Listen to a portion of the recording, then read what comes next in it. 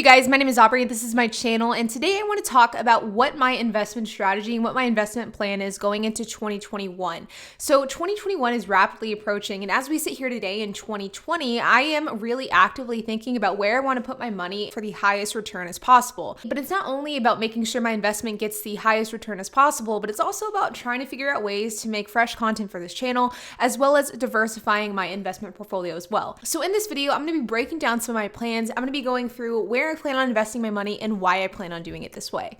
So let's get started. So the first thing that's important to note is the fact that whenever you plan your investments in advance, it's important to understand that sometimes things don't go as planned.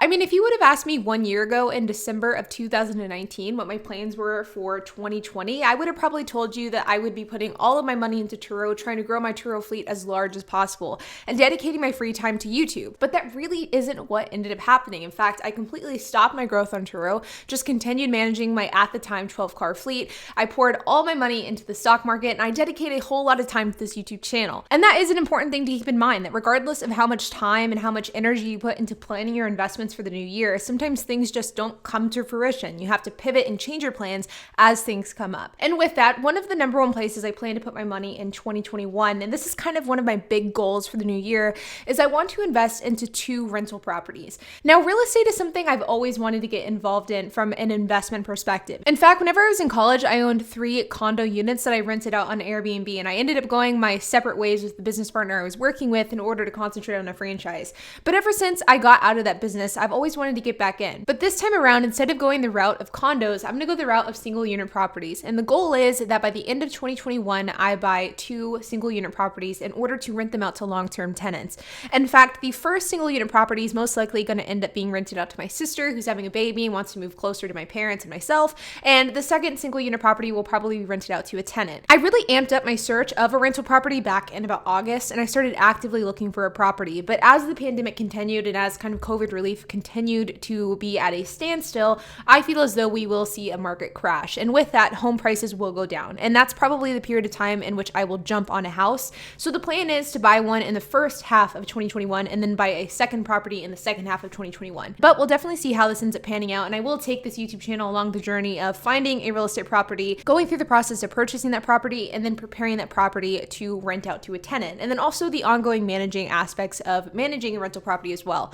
So that's something that I'm very excited to gain some more knowledge on and also document on this YouTube channel. The second part of my investment plans is not only an investment, but also a alternate revenue stream as well. And it's actually one that I've already been documenting on this YouTube channel. And that is my camper van conversion, which was a van that I bought over the summer with the purpose of converting it into a camper van and then renting it out on platforms like RV Share or Outdoorsy. Now, the thing about the camper van is that it very much is like merging our passion with a potential business revenue. And it's not one of those things that I'm looking to make a huge ROI on simply because it is something that I'll also enjoy. We want to take it camping, mountain biking, to triathlons, and so much more.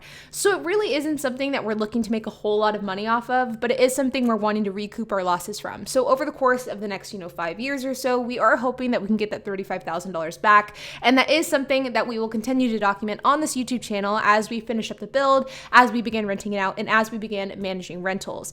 Now, the original plan was to have this camper van done by December 31st, which if you've been following the build, you know that that is most definitely not happening.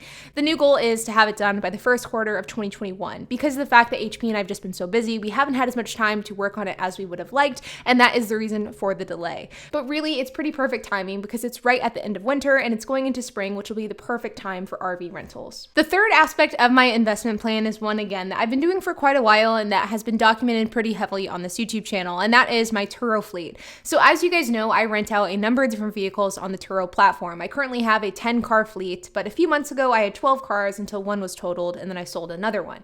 Well, my plan going into 2021 is I do want to expand the fleet, though I'm not exactly sure by how much. Now, my current issue that I am currently facing is that with 10 cars, there is inevitably one that is always out for a problem. And because of the fact that I'm more busy than I used to be, I can't fix cars in a 24-hour notice just like I used to. Whenever I first got started on the Turo platform a few years ago, if there was an issue that came up with the vehicle, whether it be a flat tire, an engine issue, whatever the case is, I would literally drop everything I was doing in order to accommodate to that vehicle. I would drop what I was doing in order to fix a flat tire, in order to do an oil change, in order to fix an engine issue. I would make sure that whatever I had to do in order to get that car out on another rental the next day, I would do it, even if it meant staying up until 1 a.m., 2 a.m. But now, as we sit here today in 2020, I'm just too busy to do that. I don't really have the time to drop everything, nor would it make sense financially to do so. So as a result, instead of it taking 24 hours for a car to be fixed, it now takes closer to 72 hours, if not longer. As a result, it seems as though we always have at least one car sitting being fixed.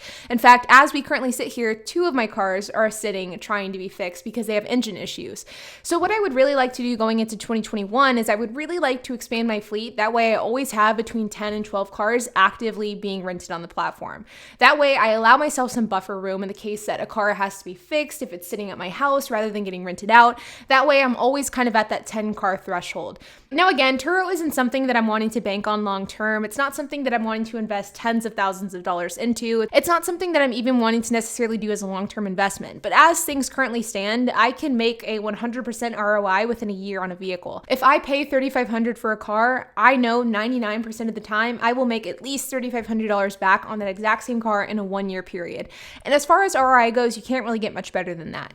Because of that, until the ROI stops making sense, I will continue to be active on the Turo platform. I will continue to expand my fleet at least a little bit, and the plan for 2021 is to probably get between 12 and 15 cars total. So I'll probably be adding 2 to 5 cars in my Turo fleet, and this probably will be done within the first half of the year. And lastly is the stock market. So the stock market is something that I really leaned into in 2020, and to be honest, I'm not exactly sure how much I'll lean into it going into 2021, just because of the fact that the economic climate will highly dictate how much I go into the market going forward. As of right now, my stock portfolio is worth about $50,000, and it's fairly well diversified across 25 different stocks.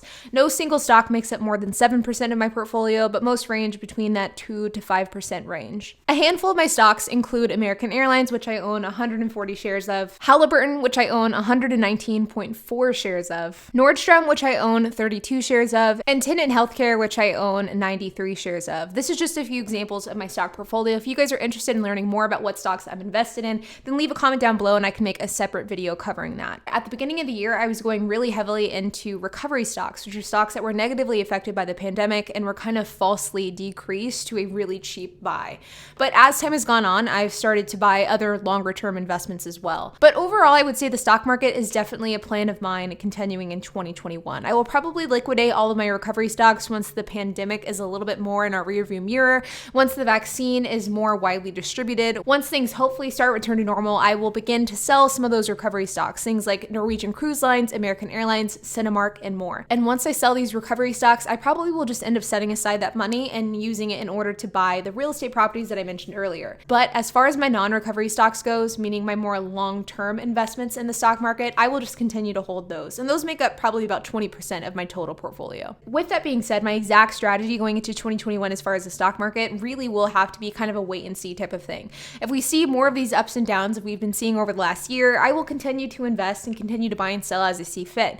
But if the market starts to go up again, then I will sell the recovery stocks and keep the long-term stocks. If the market goes down, then I'll probably just continue to buy and just hold on to my current investments, to be honest. So that's definitely something that is a very much wait and see scenario, but I'm very interested to see how it turns out. So you guys, as of right now, these are my 4 main focuses for my investment strategy going into 2021. But of course, like I said earlier, things can change and my investment strategy could end up pivoting and looking totally different this time next year. But I would love to hear your thoughts and I would love to hear what your own investment strategies are going into the new year. Where are you investing your money? What are you exploring? And are there any unique investments that I haven't even talked about on this channel yet? I would love to hear it, so make sure to leave a comment down below. And while you guys are at it, make sure to hit the like button, hit that subscribe button, and hit the notification bell. And I will see you guys in the next video.